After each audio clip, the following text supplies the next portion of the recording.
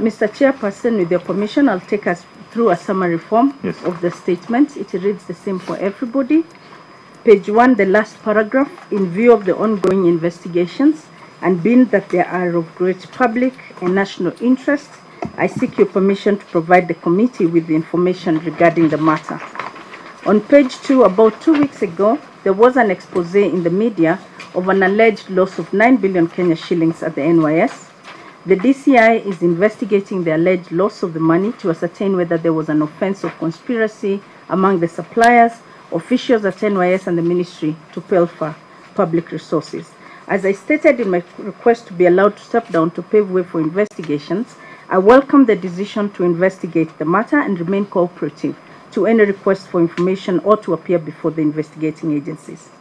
The Public Accounts Committee, which is this honorable committee that I appear before, established pursuant to the provisions of the Standing Order number 205, is responsible for examination of the accounts, showing the appropriations of the sum voted by the House to meet the public expenditure, and such other accounts laid before the House as the committee may think fit.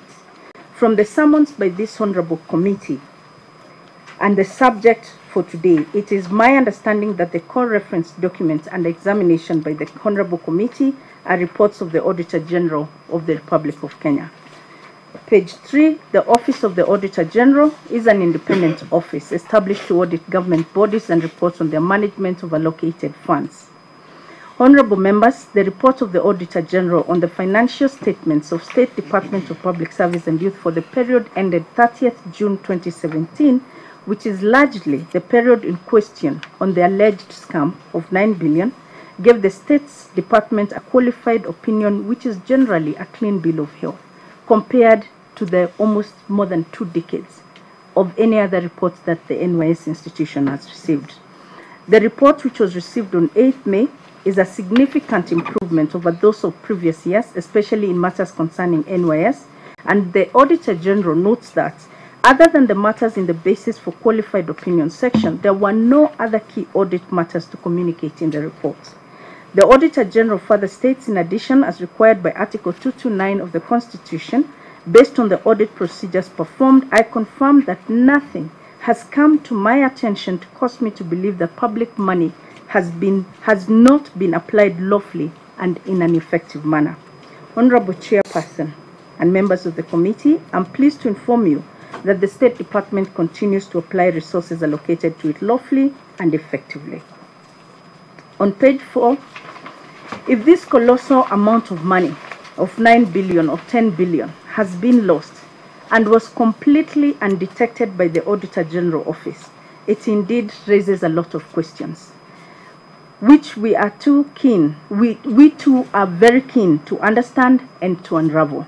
We therefore are looking forward to receiving the report on the investigations, if only to unravel this alleged atrocity that has missed all the eyes of scrutiny.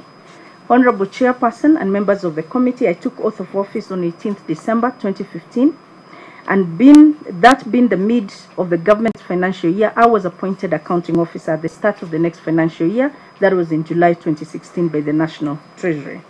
From when I took office in January 2016 to date, the department has gone through intense and rigorous investigations and summons by the Public Accounts Committee, other oversight committees of Parliament, the ESCC, DCI, amongst others, whose summary I have provided below.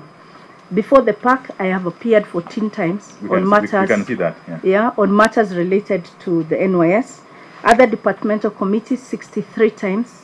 Directorate of Criminal Investigations, 12 times. ESCC, 62 summons and requests for documentation.